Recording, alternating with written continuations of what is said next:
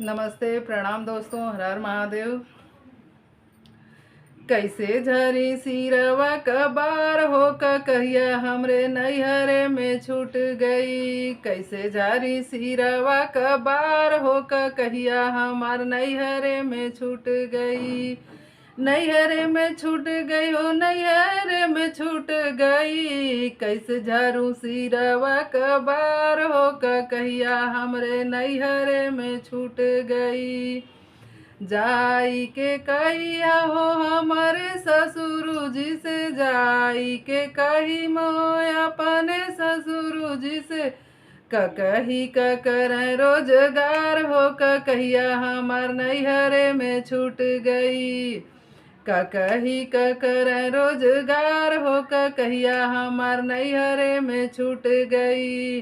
कैसे झारू सिरवा कबार हो क कहिया हमार नैहरे में छूट गई। कैसे झारू सिरवा कबार हो क कहिया हमार नैहरे में छूट गई। जाई के कहली हो अपने भसुरुआ से, जाई के कही हम अपने भसुरुआ से।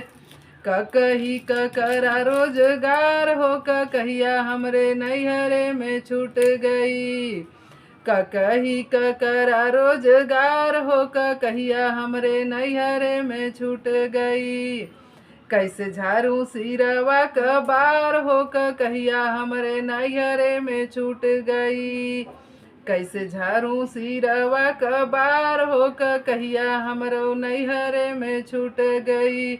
जाई के कही हम अपने देवर जी से, जाई के कही हम अपने देवर जी से।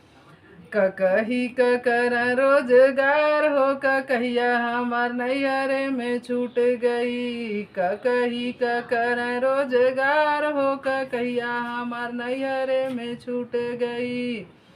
कैसे झारू सिरवा कबार हो क कहिया हमार नैहरे में छूट गई। कैसे झारू सिरवा कबार हो क कहिया हमार नैहरे में छूट गई।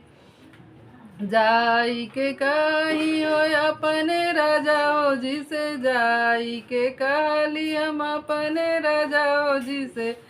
कही कर रोजगार हो क कहिया हमार नैहरे में छूट गई। कही कर रोजगार हो क कहिया हमार नैहरे में छूट गई। कैसे झारू सिरवा कबार हो क